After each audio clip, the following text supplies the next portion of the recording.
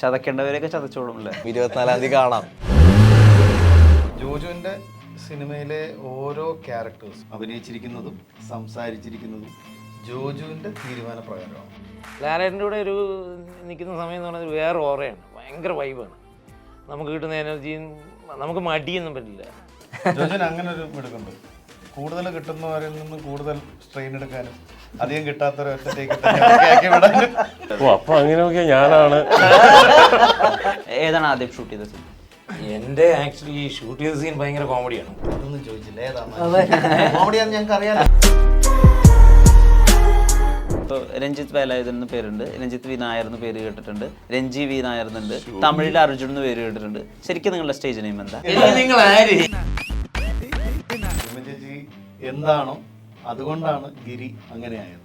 കാർത്തിക് സുബ്രാജ്, സന്തോഷ് നാരായണൻ, അനുരാഗ് കശ്യപ് എന്നിവർ ഒരു സിനിമ മുഴുവനുമായും കണ്ട് ആ സിനിമ ഒരു അതിഗംഭീര സിനിമയാണെന്ന് പറഞ്ഞാൽ ആ സിനിമ കാണാനുള്ള ആവേശം നിങ്ങൾക്ക് ഏത് വിധത്തിലായിരിക്കും? അതുതന്നെയാണ് ഒക്ടോബർ 24-ന് റിലീസ് ചെയ്യുന്ന പണി കാണാൻ വേണ്ടി കാത്തിരിക്കുന്ന ഓരോ സിനിമാ പ്രേക്ഷകൻ്റെയും ഉള്ളിലുള്ളത്. പണി എന്ന സിനിമയെപ്പറ്റി സംസാരിക്കാൻ സിനിമയിലെ പ്രധാന കഥാപാത്രങ്ങളെ അവതരിപ്പിക്കുന്ന രഞ്ജിത്ത്, പ്രശാന്ത് അലക്സാണ്ടർ, ജുനൈസ്, സാഗർ സൂര്യ, ബോബി എന്നിവർ ചേരുന്നു. നമസ്കാരം. ഈ പടത്തിന് ഇങ്ങനെ ഉണ്ടാവുന്നൊരു ഹൈപ്പ് ഉണ്ടല്ലോ, അതായത് ഒരു സിനിമ മുഴുവനായിട്ടും കണ്ടു, ഈ പറഞ്ഞ നമ്മൾ ഈ ലെജൻസ് എന്നൊക്കെ വിചാരിക്കുന്ന ആളുകൾ അവർ തരുന്നൊരു ഫീഡ്ബാക്ക് ആണ് അതൊരു അടിപൊളി പടം എന്നൊക്കെയാണ് കാർത്തിക് സുബ്രാജ് പറയുന്നത്, അവരുടെ സ്റ്റോറിയൊക്കെ ഇടുന്നത്. അപ്പോൾ നിങ്ങൾക്ക് ആ ഒരു എന്താ പറയുക, നല്ലത് സിനിമയുടെ ഭാഗമായതിൻ്റെ അല്ലെങ്കിൽ നല്ല റിസൾട്ട്സ് കിട്ടുന്നതിൻ്റെ അതിൻ്റെ ഒരു പോസിറ്റിവിറ്റി ഫീൽ ചെയ്യുന്നുണ്ടോ? ഉറപ്പായിട്ടും അത് തന്നെയാണ് നമുക്ക് കിട്ടുന്നൊരു എനർജിയും കാര്യങ്ങളൊക്കെ. കാരണം നമ്മൾ ഏകദേശം 1.5 വർഷത്തോളമായി ഈ പടത്തിൻ്റെ ഒരു പ്രോസസ്സിലൂടെ കടന്നു പോകുന്നു. അപ്പോൾ അതിൻ്റെ റിസൾട്ട് ഇത്രയും വലിയ ലെജൻസ് പറയുമ്പോൾ ഒരു കോൺഫിഡൻസും ഈ സിനിമയോടുള്ള പ്രതീക്ഷയും നമുക്ക് ഭയങ്കരമാണ്. ജുനൈസിന് എന്താ തോന്നുന്നത്? അത് തന്നെയാണ് എൻ്റെ ഫസ്റ്റ് സിനിമയാണ്. അപ്പോൾ ഒരു തുടക്കക്കാരനെ സംബന്ധിച്ച് ഇത്രയും വലിയ ലെജൻഡ് ഡയറക്ടേഴ്സൊക്കെ നമ്മുടെ പടം കാണുക, അത് എനിക്കൊന്ന് കുറേ അത് ഭാഗ്യം എന്നൊക്കെ പറഞ്ഞാൽ വലിയൊരു ഭാഗ്യമാണ്. അപ്പം ജോയി ചേട്ടൻ്റെ ഒരു ഫസ്റ്റ് ഡയറക്ഷൻ കൂടിയാണ്.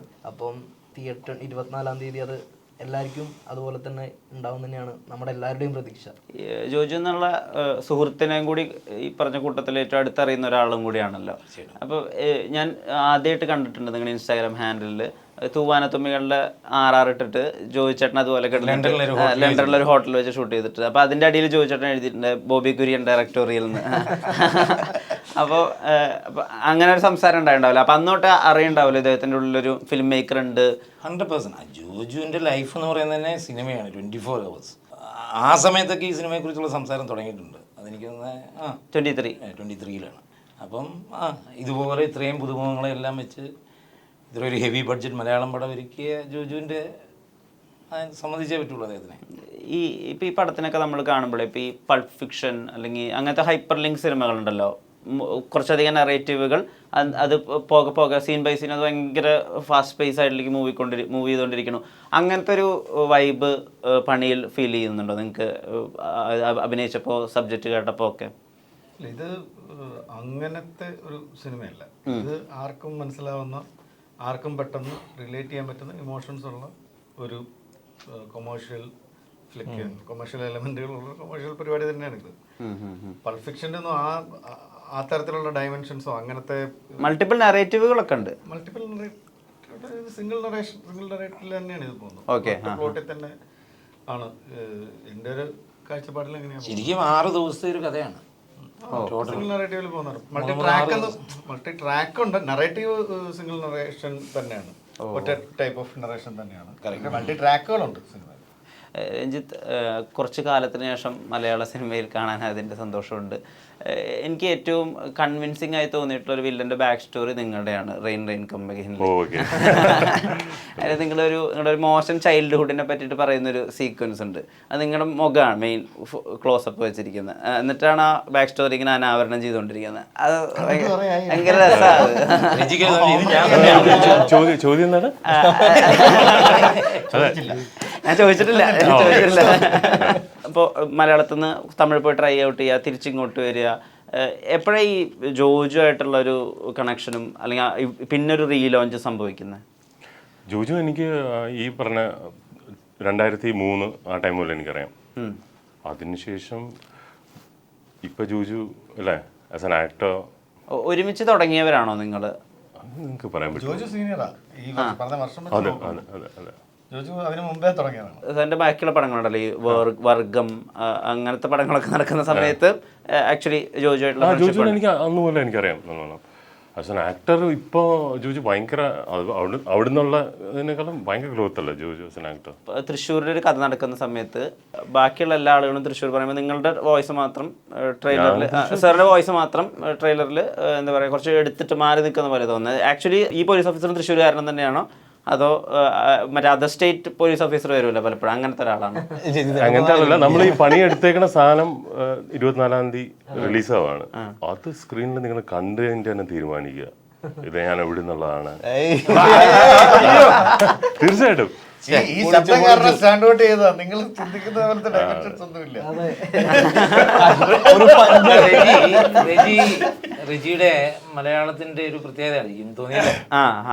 അത് അദ്ദേഹം എനിക്ക് കൂടുതൽ സമയം ചെന്നൈയിലാണ് താമസിക്കുന്നത്. അപ്പം അതിന്റെ ഒരു മലയാളവും തമിഴിന്റെ ഒരു ഇതുണ്ട്. അതാണ് അദ്ദേഹത്തിന്റെ, കാരണം സിംഗ് സൗണ്ടാണ് പടം ഷൂട്ട് ചെയ്തിരിക്കുന്നത്, ഡബിങ് അല്ലല്ലോ. എന്നിട്ട് പോലും ആ ശബ്ദത്തിന് അല്ല ഇവര് പറയുന്ന സംഭവം ഒന്നും അല്ലത്. ഇതിപ്പോ കറക്റ്റ് മലയാളം ഒരു പാൻ ഇന്ത്യൻ സിനിമ എന്നുള്ള രീതിയിൽ ഇതിനെ മൗണ്ട് ചെയ്യാൻ ഇതിൻ്റെ പിന്നിലത്തെ കാരണമായിട്ട് നിങ്ങൾക്ക് തോന്നുന്നത് ഈ ഐ ഫോർ എൻ ഐ എന്നുള്ള കൺസെപ്റ്റ് തന്നെയാണോ? അൾട്ടിമേറ്റ്ലി ഇതൊരു പക്ക റിവെഞ്ച് പരിപാടിയാണ്, അത് ആളുകൾക്ക് കണക്ട് ആവും, അത് തന്നെയാണോ? ഉറപ്പായിട്ടും അത് ട്രെയിലർ കാണുമ്പോൾ തന്നെ ഒരു ഇമ്പാക്റ്റ് ഉണ്ട്. നമ്മുടെ പടത്തിന്റെ ട്രെയിലർ ഇറങ്ങിയപ്പോഴാണ് ഇതൊരു വമ്പം പരിപാടി എന്നുള്ളൊരു സംഭവം ജനങ്ങളിലേക്ക് സോഷ്യൽ മീഡിയയിൽ എത്തിപ്പെട്ടത്. അധികം പണിനെ അങ്ങനെ മാർക്കറ്റ് ചെയ്തിട്ടില്ല, കാരണം ട്രെയിലറിലോട് കൂടിയാണ് ആൾക്കാരിലേക്ക് കൂടുതൽ എത്തിയത്. അപ്പം ട്രെയിലർ വന്നപ്പം ഉറപ്പായിട്ടും നമ്മുടെ ഈ സിനിമ ആദ്യം പ്ലാൻ ചെയ്തപ്പോൾ എനിക്ക് തോന്നുന്നില്ല മലയാളത്തിൽ മാത്രമായിരുന്നു പ്ലാൻ ചെയ്തിരിക്കുന്നത് തോന്നുന്നു. പിന്നീട് ഇതിന് ശേഷമാണ് ജോജു ചേട്ടൻ വർക്ക് ചെയ്യുന്നത് ഇപ്പോൾ കമൽ സാറിന്റെ കൂടിയും കാർത്തിക് സുബ്രാജിന്റെ കൂടിയും. അപ്പൊ അവർ ഈ പടം കണ്ടു. അങ്ങനെ അവിടുന്ന് പിന്നെയാണ് ഇത് വലിയൊരു സിനിമയായിട്ട് മാറാൻ അറിവ്. കമൽ സാർ പടം കണ്ടിരുന്നു. ഓ അദ്ദേഹം എന്താ പറഞ്ഞതെന്ന് അറിയാമോ? എല്ലാവരും ഒരേ സ്വരത്തിൽ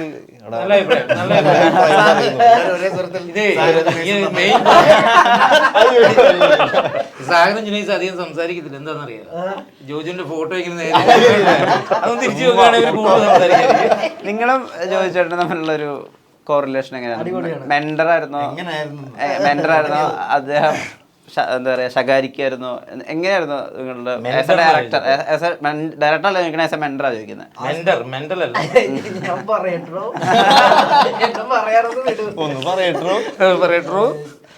എനിക്ക് ജോജു ചേട്ടനെ എന്നെ സംബന്ധിച്ച് ഞാൻ പറയുകയാണെങ്കിൽ, എനിക്ക് സിനിമയായിട്ട് ഒരു ബന്ധമില്ല. എനിക്ക് സിനിമയിൽ അങ്ങനെ വലിയ ബന്ധങ്ങളോ കാര്യങ്ങളൊന്നും ഇല്ല. സിനിമയിൽ അഭിനയിക്കണം എന്ന് ഭയങ്കര ആഗ്രഹമുള്ള ഒരാളാണ്. അപ്പോൾ എന്നെ സംബന്ധിച്ച് ഞാൻ ഒരു ജോജു ചേട്ടൻ എനിക്കൊരു കഥാപാത്രം തരികയാണ്. അത് സിനിമയിലെ മെയിൻ ആയിട്ടുള്ള ഒരു കഥാപാത്രം. അപ്പം ഒരു മെന്റർ, അതിനപ്പുറത്ത് ജോജു ചേട്ടൻ നമ്മളെ രണ്ടുപേരെയും, അതായത് നമുക്ക് സ്പെഷ്യൽ ആയിട്ടൊരു ട്രെയിനിങ് ഉണ്ടായിരുന്നു. ഞങ്ങൾ കുറച്ചാൾ തൃശ്ശൂർ ഒരുമിച്ചായിരുന്നു. സിനിമ ഷൂട്ട് തുടങ്ങുന്നതിന് മുമ്പ് വർക്ക്ഷോപ്പ് ഉണ്ടായിരുന്നു. ഞങ്ങൾ ഒരുമിച്ചായിരുന്നു കുറച്ച് നാള്. ഞങ്ങൾ മാത്രമല്ല, ഈ സിനിമയിൽ ഓൾമോസ്റ്റ് 100-ലധികം അല്ലെ ഒരുപാട് പുതുമുഖങ്ങളാണ് കൂടുതലും. അപ്പം ഞങ്ങളുടെ അടുത്ത് ജോജു എന്താണെന്ന് വെച്ചാൽ, ജോജു ചേട്ടൻ ഞങ്ങളിങ്ങനെ ഗ്രൂം ചെയ്ത് കൂടെ നിന്ന് അങ്ങനെയായിരുന്നു. അദ്ദേഹം എങ്ങനെയാണ് സീനൊക്കെ എക്സ്പ്ലെയിൻ ചെയ്യുന്നത്? കാരണം ആക്ടർ എന്നുള്ള രീതിയിൽ നിങ്ങൾ അനുഭവിക്കുന്ന ആ സീൻ എടുക്കുന്നതിന് മുമ്പ് നിങ്ങൾ അനുഭവിക്കുന്ന ഒരു പ്രഷർ, അല്ലെങ്കിൽ നിങ്ങൾ ഇതെങ്ങനെയാണ് ചെയ്യാൻ പോകുക എന്നുള്ള കാര്യമൊക്കെ പുള്ളിക്ക് ഏകദേശം കുറച്ച് മനസ്സിലാവുക. കാരണം പുള്ളിയും നിങ്ങളുടെ അതേ രീതിയിൽ നിന്നിട്ടുള്ളത് ആസ് ആൻ ആക്ടർ. അപ്പോൾ സീൻ എക്സ്പ്ലനേഷൻ എന്ന് പറയുന്നത് മറ്റൊരു ഡയറക്ടേഴ്സിനോട് വർക്ക് ചെയ്തതിൽ നിന്ന് കുറച്ച് വ്യത്യാസം ഉണ്ടാവില്ലേ? ഞാൻ മുന്നേ പടങ്ങളൊക്കെ ചെയ്യുമ്പോൾ നമുക്ക് നാളത്തെ ഒരു സീൻ എടുക്കുകയാണെങ്കിൽ തലേദിവസം നമുക്ക് സീൻ വരും, ഇതാണ് സംഭവം. അപ്പൊ നമുക്ക് സ്ക്രിപ്റ്റ് മുൻകൂട്ടി കിട്ടുകയാണെങ്കിൽ നമുക്ക് പ്രിപ്പയർ ചെയ്യാൻ നമുക്കൊരു കോൺഫിഡൻസ് ആണ്. ഡയലോഗൊക്കെ ഒന്ന് പഠിച്ച് നമ്മുടെ രീതിയിലൊക്കെ പ്ലാൻ ചെയ്യാം. അപ്പോൾ ഈ സിനിമയ്ക്ക് പക്ഷേ സ്ക്രിപ്റ്റ് ഒന്നും അങ്ങനെ ഇല്ല. ആ സ്പോട്ടിലാണ് ജോജു ചേട്ടൻ പറയും ഇതാണ് ഡയലോഗ്, സിറ്റുവേഷൻസ്. നേരത്തെ സ്ക്രിപ്റ്റ് കൊടുത്തു കഴിഞ്ഞാൽ നമ്മുടെ ഒരു പ്രിപ്പറേഷൻ ആയിട്ട് ചെയ്യും. ഡയറക്ടർക്ക് അതല്ലല്ലോ വേണ്ടത്. അപ്പം അത് എല്ലാവരും ഫ്രഷ് കാൻഡിഡേറ്റ്സ് ആയതുകൊണ്ട് അങ്ങനെ ഒരു സീൻ കൊടുത്തു കഴിഞ്ഞാൽ നമ്മൾ പ്രിപ്പയർ ആയിട്ട് ചെല്ലും. അതല്ലായിരിക്കും ഒരു ഡയറക്ടറിന് വേണ്ട. അതങ്ങനെ ഉണ്ടായിട്ടുണ്ട്, നമുക്ക് എല്ലാവർക്കും സംഭവിച്ചിട്ടുണ്ട്. അതുകൊണ്ടാണ് സ്ക്രിപ്റ്റ് അത് ഞാൻ പരിപാടി അങ്ങ് നിർത്തിയതാ. ഞങ്ങളോട് പറഞ്ഞു, അതായത് ഞങ്ങൾക്ക് സ്ക്രിപ്റ്റ് തന്നിട്ടില്ല. ഞങ്ങളടുത്ത് ചോദിച്ചിട്ടും പറഞ്ഞു, അതായത് നിങ്ങൾ സ്ക്രിപ്റ്റ് വായിച്ചാൽ നിങ്ങളുടെ ഉള്ളിൽ ഈ ക്യാരക്ടറിനെ നിങ്ങൾ ഒരു തരത്തിൽ നിങ്ങൾ ബിൽഡ് ചെയ്ത് ഇങ്ങനെയായിരിക്കും അങ്ങനെയായിരിക്കും എന്നൊക്കെ പറഞ്ഞു. കുറെ തെറ്റിദ്ധാരണയിലൂടെ നിങ്ങൾ പോകും. അതൊന്നും എനിക്ക് വേണ്ട. പുള്ളിക്കൊരു ഡിസൈൻ ഉണ്ട്. ഇതിലുള്ള എല്ലാ ക്യാരക്ടേഴ്സിനെ പറ്റിയും പുള്ളിക്കൊരു ഡിസൈൻ ഉണ്ട്. ആ ഡിസൈൻ എങ്ങനെയാണോ അതിനനുസരിച്ചായിരുന്നു നമ്മൾ പൊക്കോണ്ടിരുന്നത്. അല്ല, പിന്നെ ഒരു ആക്ടർ ഒരു ഡയറക്ടറിലേക്ക് വരുമ്പോൾ ജോജു ചേട്ടന് അറിയാം ഒരു ക്യാരക്ടർ എങ്ങനെയാണ് വേണ്ടതെന്ന് കറക്റ്റ് ആക്ട് ചെയ്ത് നമുക്ക് അഭിനയിച്ച് തരും. ചിലപ്പോൾ ഒരു വർഷം ഒരു എല്ലാ ഡയറക്ടേഴ്സിനും അങ്ങനെ പറ്റിയിരുന്ന് വരില്ല, അങ്ങനെ പറഞ്ഞു തരാം. നമുക്ക് പണി അറിയാൻ മേലാത്തോണ്ട് ചെയ്ത് കാണിക്കുന്നു. അത് വേറൊരു വർഷം ചോദിച്ചാൽ കറക്റ്റ് ഫുൾ പ്രോപ്പറായിട്ട് പറഞ്ഞത് ഇങ്ങനെയാണ് സംസാരിക്കേണ്ടത്, ഇങ്ങനെയാണ് എനിക്ക് വേണ്ടത്. അത് കിട്ടുന്ന ഒരാള് ചെയ്തിട്ട് അത് വിടുള്ളൂ, അതിന് വേറൊരു ഓപ്ഷൻ ഇല്ല. അങ്ങനെയാണ് എല്ലാ സീനും ഇതിൽ കൺസീവ് ചെയ്തിരിക്കുന്നത്. പ്രശ്നം ഈ ആക്ടേഴ്സ് ഡയറക്ടേഴ്സ് ആവുന്ന സമയത്ത് ഈ ബാക്കിയുള്ള ആക്ടേഴ്സിന് കൊടുക്കുന്ന ഫീഡിലും അല്ലെങ്കിൽ അവർ കൊടുക്കുന്ന ഇംപ്രൈസേഷനിലൊക്കെ കുറേ കൂടിയൊക്കെ സ്വാതന്ത്ര്യം ഇൻവോൾവ്മെൻ്റ് ഒക്കെ കൊടുക്കുമെന്ന് പറഞ്ഞു കേട്ടിട്ടുണ്ട്. ഇപ്പോൾ ഈ കമൽ സാറിൻ്റെ ഒക്കെ പടത്തിൽ അഭിനയിക്കുന്ന ആക്ടേഴ്സ് പറയുന്നത് കേട്ടിട്ടുണ്ട്. വെച്ചാൽ ആളും ഓൾറെഡി ആക്ടർ ആയതുകൊണ്ട് തന്നെ നിങ്ങൾ ഈ സീൻ ഇങ്ങനെ ഇംപ്രൈസ് ചെയ്ത് നോക്കി വെക്കുമോ, അല്ലെങ്കിൽ ഇതിനിങ്ങനെ നിങ്ങളിങ്ങനെ സംസാരിച്ച് കഴിഞ്ഞാൽ ഇതിന് ഇങ്ങനത്തെ ഒരു മീനിങ് കൂടി ചിലപ്പം വന്നു പോകും എന്നൊക്കെ. അങ്ങനെ ജോജു ആയിട്ടുള്ള അസോസിയേഷനിൽ പണിയിൽ അങ്ങനെ പുതിയതായിട്ട് എന്തെങ്കിലും സീനിൽ വർക്ക്ഔട്ട് ആയിട്ടുണ്ടോ? ആക്ടേഴ്സ് ഡയറക്ടേഴ്സ് ആയിട്ടുള്ള ഒരേ ഒരു പടത്തിലേ ഞാൻ അഭിനയിച്ചിട്ടുള്ളൂ. അത് പണിയാണ്. വേറൊരു ആക്ടർ ഡയറക്ടർ പടത്തിലും അഭിനയിച്ചിട്ടില്ല. ജോജു എനിക്ക് ഇത്ര കാലത്തെ അടുപ്പവും പരിപാടികളും ഉള്ളതുകൊണ്ട് ജോജുവിനെ നമുക്ക് ഒരു പരിധിവരെ അറിയാം. ഓരോ കാര്യങ്ങളിലും ജോജു എങ്ങനെയാണ്. ഇപ്പം നമ്മൾ കാർ ഓടിക്കുകയാണെങ്കിലും ജോജുവിൻ്റെ അഭിപ്രായം ഉണ്ടാവും. എടോ അങ്ങനെ ഓടിയത്, എടോ എങ്ങനെ ഓടിയത് എന്ന് പറയുന്ന, നീ ഇവിടെ ശ്രദ്ധിക്ക് എന്ന് പറയുന്ന കാര്യങ്ങൾ. നമ്മൾ എന്ത് കാര്യം ചെയ്യുമ്പോഴും നമ്മളത് എങ്ങനെ ചെയ്യണം എന്നുള്ളതിനെ പറ്റി ജോജുവിൻ്റെ ഒരു കാഴ്ചപ്പാടുണ്ട്. എല്ലാ കാര്യത്തിലും. അത് ഒരു സിനിമയിലേക്ക് എത്തുമ്പോൾ, അഭിനയത്തിലേക്ക് എത്തുമ്പോൾ അത് എത്രത്തോളം ഇരട്ടിയായിരിക്കും എന്നുള്ളത് നമ്മൾ ഊഹിച്ചാൽ മതി. ജോജുവിൻ്റെ സിനിമയിലെ ഓരോ ക്യാരക്ടേഴ്സും അഭിനയിച്ചിരിക്കുന്നതും സംസാരിച്ചിരിക്കുന്നതും കൈയെടുത്തിരിക്കുന്നതും പോലും ജോജുവിൻ്റെ തീരുമാനപ്രകാരമാണ്. ജോജു അതങ്ങനെ ഡിസൈൻ ചെയ്താണ് ചെയ്തിരിക്കുന്നത്. നമ്മൾ ഒരു കാര്യം നേരെ നോക്കിയിരുന്നു പറയേണ്ടതാണെങ്കിൽ അത് ജോജു പറയും, അത് നേരെ നോക്കി. തലയിച്ചറി ചരിച്ച് പറയേണ്ടതാണെങ്കിൽ അങ്ങനെ. ജോജു ആക്ടിങ്ങിൽ മാത്രമല്ല, ക്യാമറ എങ്ങനെയായിരിക്കണം, സൗണ്ട് എങ്ങനെയായിരിക്കണം, ബാക്ക്ഗ്രൗണ്ട് സ്കോർ എങ്ങനെയായിരിക്കണം, ക്രൗഡിൻ്റെ ശബ്ദങ്ങൾ എങ്ങനെയായിരിക്കണം. ഒന്നാമത് സിംഗ് സൗണ്ടിലാണ് ഷൂട്ട് ചെയ്തിരിക്കുന്നത്. നമുക്ക് വേണമെങ്കിൽ ഈ കഥ ഇത്രയും തിരക്കില്ലാത്ത ഏതെങ്കിലും ഒരു കവലയിൽ ഷൂട്ട് ചെയ്യാവുന്നതേ ഉള്ളൂ. പക്ഷെ തൃശ്ശൂർ റൗണ്ടിൽ ഷൂട്ട് ചെയ്യുക എന്നുള്ളത് ജോജുവിൻ്റെ മനസ്സിലെ ഫ്രെയിമാണ്. അത്രയും തിരക്കിൻ്റെ ഇടയിൽ, അത്രയും വാഹനങ്ങളുടെ ഇടയിൽ, അത്രയും ഹാപ്പനിങ് ആയിട്ടുള്ള ട്രാഫിക് മുഴുവൻ ഞാൻ ഉണ്ടാക്കിയ മുതലാളി ഒരു സംഭവത്തിന്റെ നടുവിലാണ് ഈ ചെറിയ കഥ നടന്നു പോകുന്നത് എന്നുള്ളത് ജോജിന് നിർബന്ധമായിരുന്നു. നമുക്കിത് ഇതിലും കോസ്റ്റ് എഫക്റ്റീവായിട്ട് ഇത്രയും പ്രശ്നങ്ങൾ. തൃശ്ശൂർ റൗണ്ട് എന്ന് പറഞ്ഞാൽ അറിയാലോ, എപ്പോഴും അവിടെ എന്തെങ്കിലുമൊക്കെ പരിപാടി നടക്കുന്നുണ്ടോ. ഒന്നെങ്കിലും ഒരു അരങ്ങേറ്റം നടക്കുന്നുണ്ട്, അല്ലെങ്കിൽ ഒരു രാഷ്ട്രീയ പാർട്ടിയുടെ പരിപാടികൾ നടക്കണം. അപ്പോൾ ഈ സൗണ്ട് എല്ലാം നമ്മളെ ഷൂട്ടിങ്ങിനെ ബാധിക്കും, സിംഗ് സൗണ്ട് ആയതുകൊണ്ട് തന്നെ. പക്ഷെ അങ്ങനത്തെ ഒരു സ്ഥലത്താണ് എൻ്റെ ഈ കഥ നടക്കുന്നുള്ളത് ജോജുവിൻ്റെ മനസ്സിൽ ഫീഡായി പോയൊരു കാര്യമാണ്. അതുകൊണ്ടാണ് ജോജു അത്രയും നഷ്ടങ്ങളുണ്ടായിട്ടും ദിവസങ്ങൾ എടുത്തിട്ടും അതേ സ്ഥലത്ത് തന്നെ ഷൂട്ട് ചെയ്യുന്നത്. ഇതേ ശ്രദ്ധയാണ് നിങ്ങൾ ഞങ്ങളുടെ ആക്ടേഴ്സിലേക്ക് വരുമ്പോൾ ജോജുവിൻ്റെ മനസ്സിലുള്ള പരിപാടിയിലേക്ക് നമ്മളെ എത്തിക്കുക. അതിനായിരിക്കാം ജോജുവിന് അങ്ങനെ കാർവ് ചെയ്തെടുക്കാനുള്ള ആഗ്രഹം കൊണ്ടായിരിക്കാം ഏറ്റവും കൂടുതൽ പുതുമുഖങ്ങൾ, പുതിയ ആൾക്കാർ അഭിനയിച്ചേക്കുന്ന ഒരു സിനിമ കൂടിയാണത്. 10, 100, 150 പേര് പുതിയ ആൾക്കാർ. ജോജുവിനകത്ത് കാസ്റ്റ് ചെയ്തിരിക്കുന്ന ആൾക്കാരും അങ്ങനെ ജോജുവിന്റെ യാത്രയിൽ പല ഇതുപോലെ വേഷം ചോദിച്ച് നടന്നിട്ടുള്ള ഒരുപാട് ജീവിതയാത്രയിൽ ഒരുപാട് പേരെ കാസ്റ്റ് ചെയ്തിട്ടുണ്ട്. പിന്നെ അല്ലാത്ത യാത്രയിലും രൂപം സെറ്റായാൽ വണ്ടി പെട്ടെന്ന് ചവിട്ടിയിട്ട് പറയുന്നത്, വണ്ടി പെട്ടെന്ന് ചവിട്ടിട്ട് എവിടാ വീട്, ഞാനൊരു വേഷം നിന്ന് അഭിനയിക്കുമെന്ന് ചോദിച്ചാൽ അങ്ങനെ ഞങ്ങൾ ഒരു റെസ്റ്റോറൻറ്റിൽ പോയിരുന്നു, രാവിലെ കഴിക്കാൻ പോയി എന്നാൽ ഷൂട്ടിൻ്റെ മുമ്പ്. അപ്പോൾ അവരെ സെർവ് ചെയ്യാൻ വേണ്ടി ഒരു ഇക്ബാലിക്കായ ഒരു പുള്ളിയുടെ അതിനൊരു വേഷം ചെയ്തിട്ട് ഒരു പോലീസുകാരനായിട്ട് ഞാനൊരു വേഷം ചെയ്യാൻ വിളിക്കും, വന്നേക്കണമെന്ന് പറയും. അങ്ങനെ ഒരുപാട് പേരെ ലുക്ക് വൈസ് കുറേ പേരെ വഴിയിൽ നിന്നൊക്കെ പിക്ക് ചെയ്തിട്ടുണ്ട്. അങ്ങനെ പിക്ക് ചെയ്തല്ലേ സാഗരം നിങ്ങളുടെ ഇന്ന ഫീച്ചറാണ് എനിക്ക് കാസ്റ്റ് ചെയ്യാൻ കുറച്ചുകൂടി എളുപ്പം തോന്നിയത്, കൺവിൻസിങ് ആയത്, അങ്ങനെ എന്തെങ്കിലും പറഞ്ഞിരുന്നു? ഇല്ല, അങ്ങനെയൊന്നും പറഞ്ഞിട്ടില്ല. ഒന്നും പറഞ്ഞില്ല. എന്താ അപ്പോൾ ഈ സുഹൃത്ത് ബന്ധം തന്നെയാണ് കാരണം, അങ്ങനെയാണോ പറഞ്ഞത്? അതൊന്നും ഞങ്ങൾ ലൊക്കേഷൻ റെജിയുടെ രൂപം ചിലപ്പോ ക്യാരക്ടറിന് ഭയങ്കര അതാ ഞാൻ ചോദിച്ചത്. ശബ്ദം, വോയിസ് റെജിയുടെ. ഇതിനോടൊപ്പം തന്നെ സൗഹൃദവും. കാരണം റെജിക്ക് ഇവർ തമ്മിൽ എത്ര വർഷമായിട്ടുള്ള സുഹൃത്തുക്കൾ. ഞാൻ ജോജിനെ പരിചയപ്പെടുമ്പോൾ കാലം തൊട്ട് ഞാൻ റെജിയുടെ കാര്യം കേൾക്കുന്നുണ്ട്. കണ്ടിട്ടില്ല. എടാ റെജി വിളിക്കുന്നുണ്ട്, അങ്ങോട്ട് പോകണം, മറ്റേ വിളിക്കുന്നുണ്ട്, അവൻ ചെന്നൈയിലുണ്ട്, ചെന്നൈ പോകുമ്പോൾ റെജിയെ കാണും. അവൻ ചാൻസ് അന്വേഷിച്ച് വരുമ്പോഴും റെജിയെ കാണാറുണ്ട്. ഒരു കാര്യം ചോദിച്ചോട്ടെ, ഇപ്പോൾ രഞ്ജിത്ത് വേലായുധൻ എന്ന് പേരുണ്ട്, രഞ്ജിത്ത് വി നായർ എന്ന് പേര് കേട്ടിട്ടുണ്ട്, രഞ്ജി വി നായർ എന്നുണ്ട്, തമിഴിൽ അർജുൻ എന്ന് പേര് കേട്ടിട്ടുണ്ട്. ശരിക്കും നിങ്ങളുടെ സ്റ്റേജ് നെയിം എന്താ? ശരിക്കുള്ള പേര് രഞ്ജിത്ത് വേലായുധൻ. എൻ്റെ പേര് എല്ലാവരും രജി എന്ന് വിളിക്കുന്നത്. അത് തന്നെയല്ലേ നിങ്ങളുടെ ക്യാരക്ടറിന്റെ പേര്? ആ, രഞ്ജിത്ത് വേലായുധൻ ഈ ക്യാരക്ടറിന്റെ പേര് പടത്തില് ഇയാളുടെ ഒറിജിനൽ പേരാണ്. ഈ സിനിമയുടെ അകത്തും അതെ, രഞ്ജിത്ത്. എന്റെ പേര് ആദ്യം ബോബി കുര്യൻ എന്നായിരുന്നു. പുള്ളി ബോബി കുര്യൻ എന്നുള്ള ബോബി സംതിങ് ആയിരുന്നു. ഞാൻ പറഞ്ഞു എന്റെ പൊന്ന് സാറേ പ്ലീസ്. കാരണം അതിനകത്തൊരു എനിക്കൊരു വാറൻ ദേവി എന്നാണ് എന്റെ ക്യാരക്ടറിന്റെ പേര്. ഓ ഓ ഓ അപ്പൊ പിന്നെ ഞാൻ ചിന്തിച്ചപ്പോൾ ഇത് പിന്നീട് വാറൻ ബോബി ആയിട്ട് അറിയപ്പെടുന്നത്. കാല് പിടിച്ച് മാറ്റിയതാണ്. പക്ഷെ ദേവിയാണ് ഇച്ചിരി കൂടെ പവർഫുൾ എന്ന് എനിക്ക് തോന്നുന്നു. ഞാൻ കുറെ പടങ്ങൾ ചെയ്തിട്ടുണ്ട്. അത് ചെറിയ ചെറിയ തെലുങ്ക്, കന്നഡ, തമിഴെല്ലാം. വിണ്ണയി തണ്ടൂരോ? വിനയ് താൻ്റെ തമിഴില്. അപ്പം ഗൂഗിളൊക്കെ നോക്കിയിട്ടാണ് വന്നിരിക്കുന്നത്. അതെ, ഈ പണിയുടെ ട്രെയിലർ കഴിഞ്ഞിട്ട് എന്നെ കുറെ പേര് വിളിച്ചു, എടാ നീ മെച്ചപ്പെട്ടുണ്ടല്ലോ. അങ്ങനെ സാധന. അത് ഫുൾ ക്രെഡിറ്റ് ജോജുവിനാ. മറ്റേ ആദ്യത്തെ ഷൂട്ട് കഴിഞ്ഞപ്പോൾ ജോജി പറഞ്ഞത് അതെനിക്ക് പറയാൻ പാടില്ല കാര്യങ്ങളത്. അതെ, അത് പറയുന്നുണ്ട് കുഴപ്പമില്ല. അപ്പോൾ ജോജു ആസ് ആൻ ആക്ടർ ഇത്ര നമ്മുടെ ഫ്രണ്ടിൽ ഭയങ്കര സംഭവമാകുമ്പോഴത്തേക്കും ഡയറക്ടറായിട്ട് വരാൻ നേരത്ത് അത്ര പെർഫെക്ഷനാണ്. നമുക്കൊന്നും അറിയില്ലല്ലോ ആക്ടിങ്ങിനെ കുറിച്ച്. പുള്ളിക്ക് ഈസ് എ ഗുഡ് ആക്ടർ, അത് പ്രൂവ് ചെയ്തിട്ടുള്ള ആളാണ്. അപ്പോൾ അത് വാങ്ങാൻ വേണ്ടിയിട്ടുള്ള സംഭവം നമ്മളെയൊക്കെ നശിപ്പിച്ചിട്ടുണ്ട്. എന്താ പ്രോസസ്സ്? ബാക്ക് സ്റ്റോറി ഒക്കെ പറഞ്ഞു തരുമോ? അല്ലെങ്കിൽ ഇദ്ദേഹം ഇപ്പൊ ഇങ്ങനെ ചെയ്യുന്നത് ഇങ്ങനെ കൊണ്ടാണ്? അത്രയും എക്സ്പ്ലനേഷൻ ഒന്നുമില്ല. എൻ്റെ ഫസ്റ്റ് ടേക്കില് ഫസ്റ്റ് ആദ്യത്തെ ഷോട്ടാണ്. അപ്പോൾ ഞാൻ വന്നിരിക്കുന്നു. അപ്പോൾ എല്ലാവരും ഒരു ക്രൗഡുണ്ട്. അപ്പോൾ ജോജി ഡയലോഗ് അടിച്ചോന്ന് പോയി. അവനോ ഓക്കെ തെറ്റി 2, 3, 4, 5 അങ്ങനെ പോയിക്കൊണ്ടിരിക്കുമ്പോൾ ജോജി പെട്ടെന്ന് തന്നെ അതെ ജോജി എണീറ്റിരുന്ന് ക്രൗഡിൽ വന്നിട്ട് എടുത്ത് ചോദിച്ചു എല്ലായിടത്തും, രജി ഈ അഭിനയം എന്ന് പറയുന്നത് കുറ്റപ്പണിയല്ല, ഇത്രയും പേര് ഫ്രണ്ടിൽ വെച്ചിട്ട് കുഴപ്പമില്ല അവൻ അതിലല്ല അല്ല അത്രയ്ക്ക് എന്താ പറയാ. അതിലൂടെ രജി എന്ത് മനസ്സിലാക്കി? But is A brilliant actor and director also. അത് തീർച്ചയായിട്ടും ഒക്കെ പണി ഇപ്പം നിങ്ങൾ കാണുമ്പോൾ മനസ്സിലാവും. നിങ്ങളുടെ ഡിയോ ഉണ്ടല്ലോ രണ്ടുപേരുള്ളത്, അതിന് ഒരു ട്രാക്ക് ട്രെയിലർ നന്നായിട്ട് പോകുന്നുണ്ട്. നിങ്ങൾ ശരിക്കും ഈ നിങ്ങൾ ഒപ്പിക്കുന്ന കുറെ കാര്യങ്ങൾ അല്ലെങ്കിൽ നിങ്ങളുടെ ആളുകൾക്ക് ഉണ്ടാക്കുന്ന ഒരു പ്രത്യേകതരം ബുദ്ധിമുട്ട് ആ ആംഗിള് ട്രെയിലറിൽ നന്നായിട്ട് കമ്മ്യൂണിക്കേറ്റ് ചെയ്യുന്നുണ്ട്. ഇപ്പൊ ചില പടങ്ങളിലൊക്കെ ഉണ്ടാവില്ല 2 സൈക്കോ കില്ലേഴ്സ് ഒക്കെ പോലത്തെ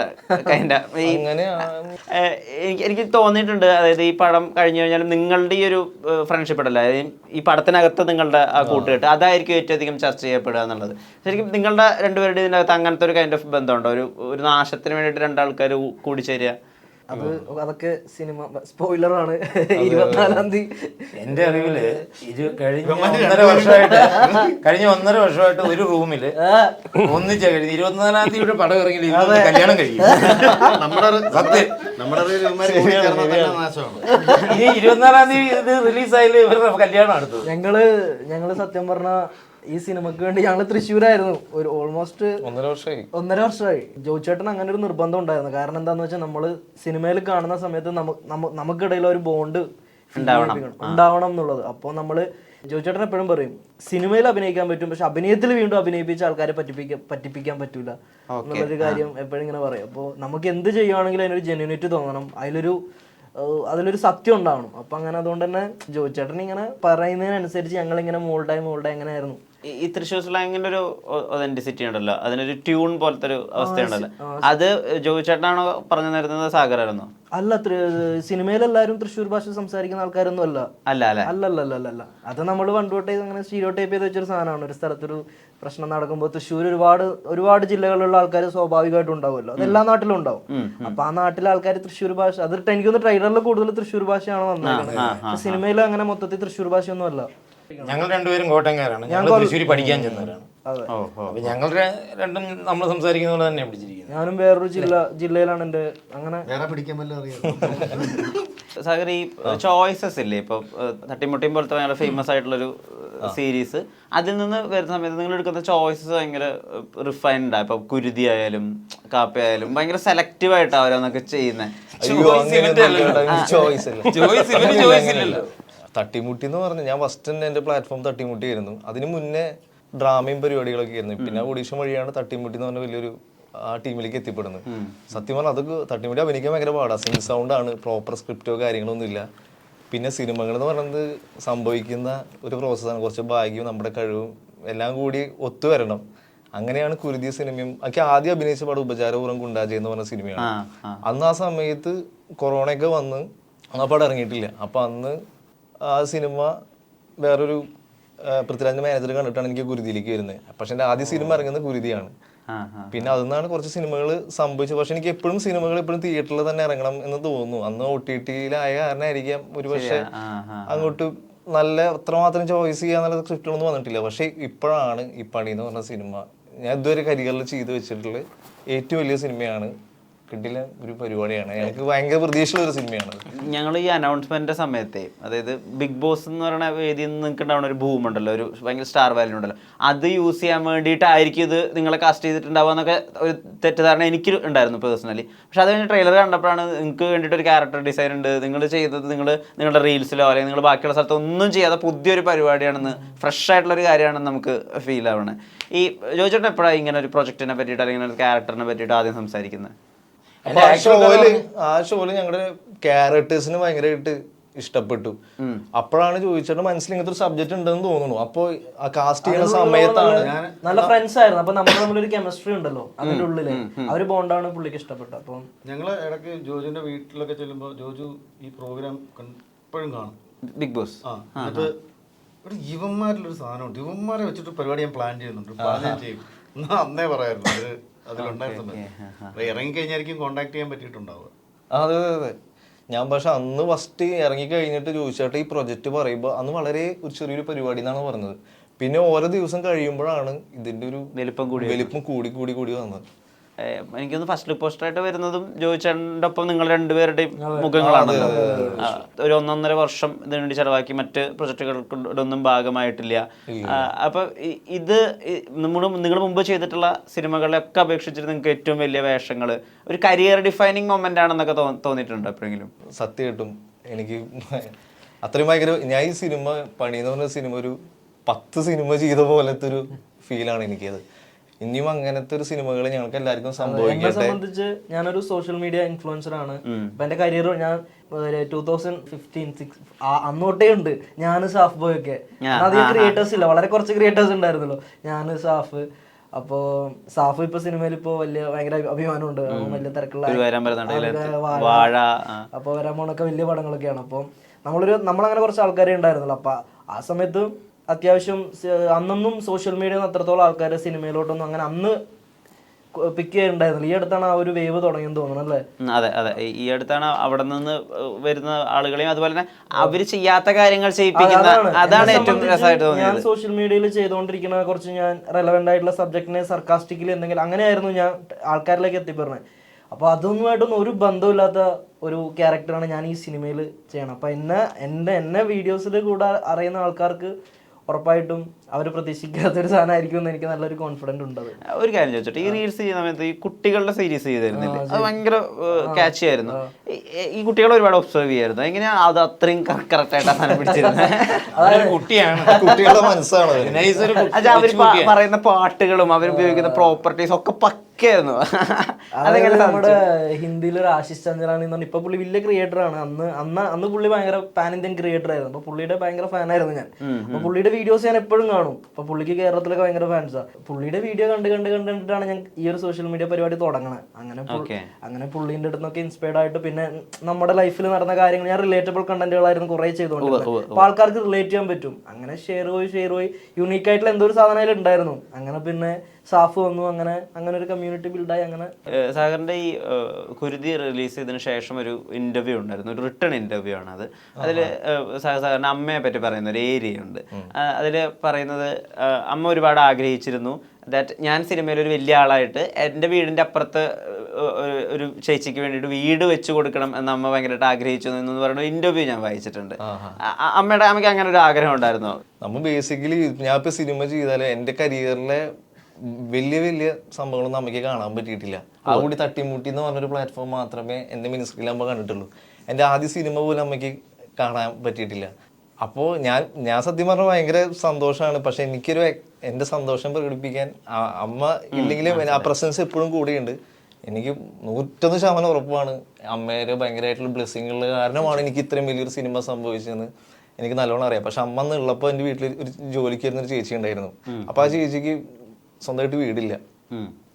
അപ്പൊ അമ്മയ്ക്ക് സ്വന്തം വിഷമത്തിനെക്കാട്ടും മറ്റുള്ളവരുടെ വിഷമമൊക്കെ ചെയ്യുന്നത് ഭയങ്കര ആ ചേച്ചിക്ക് വീടില്ല. പക്ഷെ അമ്മ പോയപ്പോൾ അമ്മയ്ക്ക് അന്നൊരു ആഗ്രഹം ഉണ്ടായിരുന്നു, അത് സാധിച്ചു കൊടുത്തു. അത്രയേ ഉള്ളൂ, അല്ലാണ്ട് വേറെ ഒന്നുമില്ല. അത് സാധിച്ചു കഴിഞ്ഞോ? സാധിച്ചു കഴിഞ്ഞു. ഓ നൈസ്. അത് കുറെ അല്ലേ അത് 2 വർഷമായി. അത് എൻ്റെ കയ്യിൽ നിന്നും പിന്നെ എൻ്റെ കൂടെയുള്ളവരും ജനങ്ങളുടെ സപ്പോർട്ട് കാരണം ഞാൻ ഇനീഷ്യേറ്റീവ് എടുത്ത് ചെയ്തെന്ന് മാത്രം, അത്രയേ ഉള്ളൂ, അല്ലാണ്ട് വേറെ ഒന്നുമല്ല. ഒരു ചെറിയ റൗണ്ട് പോലെ ചോദിച്ചോട്ടെ, പണിയിൽ ഏറ്റവും ആദ്യം നിങ്ങളെ വെച്ച് ഷൂട്ട് ചെയ്യുന്ന സീൻ അത് സാർ ഓൾറെഡി പറഞ്ഞു. പണിയിൽ നമ്മളുടെ ആദ്യത്തെ സീൻ എന്ന് പറയുന്നത് ഞങ്ങളുടെ കടയിൽ ഇവരെല്ലാവരും കൂടെ വരുന്ന സീൻ. ജോജു, സുജിത്ത്, റൗണ്ടിൽ ഷൂട്ട് ചെയ്തു. റൗണ്ടിൽ ഞങ്ങളുടെ വ്യാപാര സ്ഥാപനത്തിൽ അവിടെ ഞങ്ങളെല്ലാവരോടും ഉള്ള ഒരു സീക്വൻസാണ്. എന്നിട്ട് അമ്മയെ ഫോൺ ചെയ്യുന്ന, സീമ ചേച്ചിയെ ഫോൺ ചെയ്യുന്ന ഒരു സീക്വൻസാണ് ആദ്യം ഷൂട്ട് ചെയ്യുന്നത്. അവസാനം ഷൂട്ട് ചെയ്തത് ഞാനന്ന് യാത്രയില്ല. അവസാനം ഷൂട്ട് ചെയ്തത് എനിക്ക് പറയാൻ പറ്റില്ല. ഓ സ്പോയിലർ ആവില്ല. Okay fine. കേസാണ് അവസാനം ഷൂട്ട് ചെയ്തത്. ഇപ്പൊ ഏതാണ്ട് ഒരു ഓർഡറിൽ തന്നെയാണ് പോയത്. ഇപ്പൊ ഈ പുരുഷഭാഗത്തിന് ശേഷം കുറച്ച് ഗ്രേ ക്യാരക്ടേഴ്സാണ് വരുന്നതെന്ന് തോന്നുന്നുണ്ടോ? നല്ലവനും അല്ല എന്നാൽ ചീത്തവനും അല്ല, അതിന്റെ ഇടയിലുള്ള പോലത്തെ. പുരുഷപ്രേതം കഴിഞ്ഞതിന് ശേഷം കുറച്ചും കൂടെ ഉത്തരവാദിത്തമുള്ള വേഷങ്ങൾ വരുന്നുണ്ട്. പിന്നെ 2 സീൻ 4 സീൻ പരിപാടികൾ ഒന്നും അങ്ങനെ കാര്യമായിട്ട് വരുന്നില്ല. കാരണം അതിലേക്ക് വേറെ ആൾക്കാർ വന്നു തുടങ്ങി. അപ്പോൾ ഇനിയും നമ്മളുടെ ഉത്തരവാദിത്തം എന്താ വെച്ചാൽ നമ്മളിപ്പം കുറച്ചും കൂടെ ഒരു 2 സ്റ്റെപ്പോടെ മുകളിലോട്ട് കയറി പരിപാടികൾ ചെയ്യാൻ ശ്രമിക്കേണ്ടതാണെന്നുള്ള തിരിച്ചറിവിലാണ്. അപ്പോൾ വരുന്നതോ അങ്ങനത്തെ വേഷങ്ങളൊക്കെ തന്നെയാണ്. ഒരു സ്വഭാവ നടനാവുന്നതിന് സൗകര്യമുണ്ട്. അതെ, അങ്ങനെയാണ് തോന്നുന്നുണ്ട്. ഏതാണ് ആദ്യം ഷൂട്ട് ചെയ്ത സീൻ? എൻ്റെ ആക്ച്വലി ഷൂട്ട് ചെയ്ത സീൻ ഭയങ്കര കോമഡിയാണ്. അതൊന്നും ചോദിച്ചില്ല, ഏതാണ് കോമഡിയാന്ന് ഞങ്ങൾക്ക് അറിയാം. അതല്ല, ആ സീൻ ഷൂട്ട് ചെയ്തത് അതായത് എൻ്റെ ഫസ്റ്റ് ഇൻട്രൊഡക്ഷൻ ഷോട്ടാണ്. അപ്പോൾ അതൊരു വണ്ടിയെ പോകുന്നൊരു ഷോട്ടാണ്. അന്ന് ലൊക്കേഷൻ നല്ല വയലൻസ് നിൽക്കുക, അതായത് ആർട്ട് ഡിപ്പാർട്ട്മെൻറ്റിൻ്റെ കുറേ പ്രശ്നങ്ങൾ, ഭയങ്കര എക്സ്ട്രീം കലിപ്പ് നിൽക്കുമ്പോഴാണ് ഒരു വണ്ടിയെ കയറ്റിയിട്ട് ക്യാമറയും വെച്ച് വേണുസാറിനെയും കൂടി എടുത്ത് എന്നെ കൂടി ഒരു ലോഡ് ഡയലോഗും സിംഗ് സൗണ്ട് അല്ലേ, എന്നാ ചെയ്യേണ്ടതെന്ന് ഇതില്ല. ഞാൻ എന്തോ കാണിച്ചു, പക്ഷേ ഫസ്റ്റ് ടേക്ക് ഓക്കെ ആയിരുന്നു കേട്ടോ, അടിപൊളി. ഓ ഓക്കെ. ജോജൻ അങ്ങനെ ഒരു എടുക്കുന്നുണ്ട്, കൂടുതൽ കിട്ടുന്നവരിൽ നിന്ന് കൂടുതൽ സ്ട്രെയിൻ എടുക്കാനും അധികം കിട്ടാത്തവരെ ഒറ്റത്തേക്ക് വിടാനും. തീർച്ചയായിട്ടും. ഓ അപ്പൊ അങ്ങനെ നോക്കിയാൽ ഞാനാണ് കൂട്ടത്തിലൊക്കെ. അതെ, 50 ടേക്ക് മിനിമം. അവസാനം ഷൂട്ട് ചെയ്ത സീൻ പറയാൻ പറ്റുമോ? എൻ്റെ അവസാനം ഷൂട്ട് ചെയ്ത സീൻ ഞാൻ എണീറ്റ് പോകുന്നതായിരുന്നു. അതിക്കുള്ള പറയാൻ പറ്റില്ല. കുറച്ചധികം വെള്ളം കുടിച്ച് അരി പെറുക്കിയ സീൻസ് ഉണ്ടായിരുന്നു. എനിക്കോ? ഇല്ല, കാരണം അത് എനിക്കൊരു കോൺഫിഡൻസ് ജോജു നേരത്തെ തന്നിട്ടുണ്ടായിരുന്നു. ഞാനൊരു ബോൺ ആർട്ടിസ്റ്റ് ആണല്ലോ. അങ്ങനെയല്ല, ജോജു എന്ന് പറഞ്ഞാൽ എൻ്റെ ഒരു സുഹൃത്ത്. അതിനേക്കാൾ ഉപരി എല്ലാവരുമായിട്ട് ഭയങ്കര സിങ്ക് ആയിരുന്നു ഷൂട്ട് തുടങ്ങുന്നത്. കംഫർട്ട് ഉണ്ടല്ലോ. എല്ലാവരും തന്നെ, ഐ മീൻ അവിടെ വെച്ച് തന്നെ പരിചയപ്പെട്ട ഒരുപാട് പേരുണ്ട്. കാരണം ജോജു ഈ സിനിമയിൽ പിക്ക് ചെയ്തിരിക്കുന്ന ആൾക്കാരുണ്ട്, ടെക്നീഷ്യൻസ്, ഈവൻ ആക്ടേഴ്സ് ആണെങ്കിൽ പോലും. ഇപ്പൊ നോക്കി കഴിഞ്ഞാൽ എല്ലാം പുള്ളിയുടെ സൗഹൃദങ്ങള്. ഇപ്പൊ ഇവര് രണ്ടുപേരുമാണ് വലിഞ്ഞേറി പറയാം. ബാക്കി ഷൂട്ട് ചെയ്തിരിക്കുന്ന എല്ലാം ജോജുവായിട്ട് ചെറിയ രീതിയിൽ കണക്റ്റഡ് ആയിട്ടുള്ള ആൾക്കാരെയാണ് ജോജു ചൂസ് ചെയ്തിരിക്കുന്നത്. അപ്പം അവർക്ക് എല്ലാവരും കംഫോർട്ട് സോൺ ഉണ്ട് ജോജിൻ്റെ അടുത്ത്. എൻ്റെ അടുത്തിടെ ഒരു ഫ്രണ്ട്ഷിപ്പ് ഉണ്ട്. കാര്യം എന്നാ ചീത്ത പറഞ്ഞെന്ന് പറഞ്ഞാലും ഈസ് എ ഗുഡ് ഫ്രണ്ട്. അപ്പം വർക്ക് വൈസിൽ പുള്ളി നമുക്ക് പല മൂഡും നമ്മൾ കണ്ടിട്ടുണ്ട്. അല്ലാത്ത നമ്മളെല്ലാവരും ഒന്നിച്ചാണ് ഷൂട്ട് കഴിഞ്ഞ് വരുന്നതും ടൈം സ്പെൻഡ് ചെയ്യുന്നതും പിറ്റേ ദിവസം ഷൂട്ടിനെ കുറിച്ച് ഡിസ്കസ് ചെയ്യുന്നതും എല്ലാം. പുള്ളിയുടെ കലിപ്പ് മോഡ് ഓൺ ആവുക. ഇത് ഓഫ് ആകുമ്പോഴായിരിക്കും ഇത് ഓണാകുന്നത്, ഓഫ് ആകാറില്ല. അങ്ങനെയല്ല, പോസ്റ്ററിലോട്ട് പോലും നോക്കാതെ. അല്ല, നല്ലൊരു ടീം വർക്കായിരുന്നു എല്ലാവരും. ഇതിനകത്ത് വർക്ക് ചെയ്തിരിക്കുന്ന ഓരോ സിങ്ക് ചെയ്തിരിക്കുന്ന അജയൻ അഡാട്ട്, അജയന്റെ കൂടെയുള്ള പയസ്, DOP ജിൻഡോ, വേണുസാറ് പകുതി ഷൂട്ട് ചെയ്ത് പിന്നെ ജിൻഡോ ടേക്ക് ഓവർ ചെയ്തു. ജയൻ നമ്പ്യാർ ചീഫ് അസോസിയേറ്റ്, അഗ്നിവേഷ് രഞ്ജിത്ത്, നമ്മുടെ എല്ലാവരും കണക്റ്റഡ് ആണ്. ഇനി രതീഷ്, മനു ആന്റണി എഡിറ്റർ, സഫർ, രമേശാണ് ഇതിനകത്തൊരു ക്യാരക്ടർ ചെയ്തിരിക്കുന്നത്. മറ്റേ ഒരു കരിക്ക് വിട്ട് സീനൊക്കെ ഏതാദ്യം ഷൂട്ട് ചെയ്തത്? അയ്യോ, അതൊരു ഒന്നൊന്നര ഭീകര ഓർമ്മയായിരുന്നു. ഞങ്ങൾ രണ്ടുപേരും ഞങ്ങളൊരു ബിൽഡിങ്ങിന്റെ മുകളിൽ നിൽക്കുന്ന ഒരു സീനായിരുന്നു. ട്രെയിലറിലുണ്ടോ അത്? ട്രെയിലറിലില്ല, അത് ഇവരുടെ ഇൻട്രോ സീൻ, ഞങ്ങളുടെ തുടക്കമുള്ള സീനാണ്. ചോദിച്ചേട്ടൻ വന്നിട്ട് ചോദിച്ചേട്ടാ ഹൈറ്റ് പേടിയുണ്ടോന്ന് ചോദിച്ചു. അപ്പൊ സത്യം പറഞ്ഞാൽ എനിക്ക് ഹൈറ്റ് പേടിയുണ്ടായിരുന്നു. ട്രാഫിക്കിൽ സ്പീഡ് പേടിയുണ്ട്. അപ്പം ഹൈറ്റ് പേടിയുണ്ടായിരുന്നു. പക്ഷെ നമുക്ക് എല്ലാ സേഫ്റ്റി ഡിപ്പാർട്ട്മെന്റ് എല്ലാം ഉണ്ടല്ലോ. അപ്പൊ പറഞ്ഞു ആത്മാർത്ഥത കാരണം ഞാൻ പറഞ്ഞു എനിക്ക് പേടിയൊന്നുമില്ല, ഹൈറ്റ് പേടിയൊന്നുമില്ല, എനിക്ക് ഹൈറ്റ് ഫിയർ ഒന്നും ഇല്ലെന്ന് പറഞ്ഞു. ഇവനോടും ചോദിച്ചു, ഇവനും പറഞ്ഞു പേടിയൊന്നുമില്ല, ഹൈറ്റ് ഓക്കെ ആണെന്ന് പറഞ്ഞു. അപ്പൊ ഞങ്ങളൊരു വലിയൊരു ബിൽഡിങ്ങിന്റെ മുകളിൽ ഇങ്ങനെ എത്ര നിലയുണ്ടാവും? അതായിരുന്നു സിനിമയുടെ ഫസ്റ്റ് ഒരു ഷോട്ട്. എത്ര നിലയുണ്ടാവും? 4-5 നിലയുണ്ടായിരിക്കും. അതായത് ആ സീൻ ഷൂട്ട് ചെയ്യുമ്പോ രാത്രി 9 മണി ഒരു പുലർച്ചെ അതാണ് സിനിമയുടെ 6 first മണി വരെ. shoot. അത് ഇവൻ കുറച്ച് സുഖം ഞാൻ നിക്കണം. ഇതൊരു ഇവരുടെ ക്യാരക്ടറിനെ ഡിസ്ക്രൈബ് ചെയ്യുന്നത്. അപ്പൊ ഒരു കെട്ടിടത്തിന്റെ തുഞ്ചത്താണ് ഇവരുടെ ഇൻട്രോ. ഞാൻ താഴോട്ട് ഇങ്ങനെ ഇരിക്കണം, ഇവൻ അതിന്റെ മുകളിൽ നിൽക്കണം. ഫ്രഷ് ആയിട്ട് ആൾക്കാർ കാണാം. അയ്യോ അങ്ങനെയല്ല, അപ്പം അതിനകത്ത് ഇവരെടുത്തിരിക്കുന്ന മുറിയിൽ നിന്ന് ഇറങ്ങിയപ്പോ ഒരു ഡീറ്റെയിലും പറയുന്നത് മോനെ അത് കട്ട് ചെയ്ത് തുടങ്ങണം. അത് കട്ട്. അല്ല, ഇതിന് വേറൊരു കാര്യം എന്ന് പറഞ്ഞാൽ നമ്മുടെ ഫസ്റ്റ് സീൻ അതാണ് ഷൂട്ട് ചെയ്തിട്ടുള്ളത്. ആ സീൻ വീണ്ടും ഒന്നുകൂടിയും ഷൂട്ട് ചെയ്തിട്ടുണ്ട്. 1-2 അതായത് ഒരു ഇൻട്രൊഡക്ഷൻ ഷോട്ടിന് 50 ലക്ഷം രൂപ ചെലവ്. അത് നല്ല പൈസ ചെലവുണ്ട്. അപ്പൊ എന്തോ ഷോട്ടുകളുടെ അത് പ്രശ്നം കാരണം വീണ്ടും എടുത്തു. ഒരു കോടി കളഞ്ഞാ മീൻസ് അത്രയും ഞാൻ ഉദ്ദേശിച്ച സിനിമയുടെ അത്രയും അടിപൊളിയായിട്ടാണ് ജോയിച്ചേട്ടൻ ചെയ്തിരിക്കുന്നത്. ആ സീൻ നോക്കിയില്ല, വീണ്ടും അത്രയും മുതൽ മുടക്ക് ഉണ്ടായിട്ട് പോലും ജോയിച്ചേട്ടൻ അത് ചെയ്തു. അങ്ങനെയാണ് ഈ പടം മൊത്തം എല്ലാം ചെയ്ത് വെച്ചിരിക്കുന്നത്. അവസാനം ഷൂട്ട് ചെയ്ത സീൻ അത് പറയാൻ പറ്റില്ല. ഓക്കെ. എന്താ ഈ അവസാനത്തെ അറിയാൻ ഒരു അല്ല, നിങ്ങൾ അവിടെ നിന്ന് പോകുന്നപ്പോഴുള്ള ഒരു മോഷൻ കിട്ടുമെന്ന് അറിയാൻ വേണ്ടി ചോദിച്ചത്. പോന്നിട്ടില്ല. ഞങ്ങൾ ഇപ്പോഴും അവിടെ തന്നെയല്ലേ. മിനിഞ്ഞാന്ന് പോലും ഡബുണ്ടായിരുന്നു. അത് ഞങ്ങൾക്ക് ചെന്നൈയിലായിരുന്നു. ഭയങ്കര പണിപ്പെട്ട അയ്യോർത്ത സീൻ ഒരുപാട് സീനുകളുണ്ട്. ജെന്യൂൻ ആയിട്ട് പറയാം, ഒരുപാട് സീനുകളുണ്ട്. ഒരു എന്തിനാ മറച്ചു വെക്കുന്നത്? അത് ആക്ടിവിറ്റി കാരനാണോ ഡയലോഗ് കാരനാണോ? അത് ജോയിച്ചേട്ടൻ എന്നുള്ള ഡയറക്ടർ വ്യക്തിയാണ്. അല്ല കാര്യം, ജോയിച്ചേട്ടൻ ഇത്രയും വർഷത്തെ എക്സ്പീരിയൻസ് ഉള്ള ഒരു ഡയറക്ടർ ആക്ട് ചെയ്യുമ്പോൾ ജോയിച്ചേട്ടൻ എല്ലാവരും ഉദ്ദേശിക്കുന്നത് അതെ ജോയിച്ചേട്ടൻ ആക്ട് ജോയിച്ചേട്ടനെ പോലെ എല്ലാവരും അഭിനയിക്കണം എന്നുള്ളൊരു സംഭവം. പിന്നെ അപ്പൊ അതുകൊണ്ടാണ് ഭയങ്കരമായിട്ട് ഗുണം ചെയ്തു നമുക്ക്. എനിക്കൊരു യൂണിവേഴ്സിറ്റി ആയിരുന്നു പണി. എന്നെ സംബന്ധിച്ച് ഒരു തുടക്കക്കാരനെ മാത്രമല്ല ഇതിൽ അഭിനയിച്ച എല്ലാവർക്കും. എന്താണ് പുള്ളിയെ ഹാപ്പി ആക്കുന്നത്? അല്ലെങ്കിൽ ഒരു ഷോർട്ട് ഒക്കെ ആയിട്ട് പിന്നെ അതങ്ങ് ആദ്യം ചെയ്താൽ പോലെ. അല്ല, ഞാൻ പറയുന്നത് ഷോർട്ട് അല്ലല്ല, ഞാൻ ചോദിക്കുന്നത് ഷോർട്ട് അതറിയാണ് ഞാൻ കൂടെ ഷോർട്ട് ആക്കി ചില ആൾക്കാർ പറയില്ല അടിപൊളി. ഇപ്പൊ ചില ഡയറക്ടേഴ്സ് ഒക്കെ ചില സൂപ്പർ ഇടാന്നൊക്കെ പറഞ്ഞു കഴിഞ്ഞാൽ അത് ഓക്കെ ഷോട്ടാണെന്ന് മനസ്സിലാവുമല്ലോ നിങ്ങൾക്ക്. അങ്ങനെ മനസ്സിലായത് എന്താണ്? ജോയിച്ചേട്ടൻ നീ ഹാപ്പി ആകാൻ പോകുന്നത് ഇതിന്റെ ഇല്ല, ആ ക്ലൈമാക്സ് ഭയങ്കര ഹാപ്പിയാ ഈ പടത്തിന്റെ. ആണോ? ഭയങ്കര ഹാപ്പി ഉണ്ട് ക്ലൈമാക്സ്. മതി. പുള്ളി എല്ലാ ഡീറ്റെയിലിങ്ങും ശ്രദ്ധിക്കുന്ന ഒരാളാണ്. അത് ആക്ടറായിട്ട് നിൽക്കുമ്പോൾ പോലും അങ്ങനെയാണ്. പിന്നെ ഡയറക്ടറാകുമ്പോൾ പിന്നെ പറയാൻ വേണ്ടല്ലോ. അപ്പോൾ നമ്മുടെ പെർഫോമൻസ് സൈഡിൽ നിന്ന് പുള്ളി പറഞ്ഞു തരുന്ന പോലെ നമ്മൾ കൃത്യമായിട്ട് ചെയ്തു എന്ന് വെക്കുക. എന്നാലും ഏതെങ്കിലും ഒരു ഡിപ്പാർട്ട്മെന്റിന്റെ ഒരു ചെറിയ അത് ചിലപ്പോൾ ഒരു ഫ്ലവർ വേസ് ഒരു ഇഞ്ച് മാറിയിരുന്നായിരിക്കും റീടേക്ക് പോകണം. അപ്പം അത് അഡ്ജസ്റ്റ് ചെയ്യാം എന്ന് പറയുന്ന ഒരു കേസ് അവിടെ ഇല്ല. പ്രിസിഷനാണ്.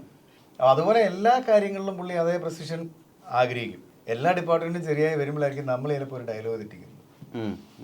അപ്പോൾ അതിനകത്ത് ഏറ്റവും കുറവ് മിസ്റ്റേക്കുകളുള്ള ഒരു ഷോട്ട് ഓക്കെ വെക്കുക എന്ന് പറയുന്ന പരിപാടി അവിടെ ഇല്ല.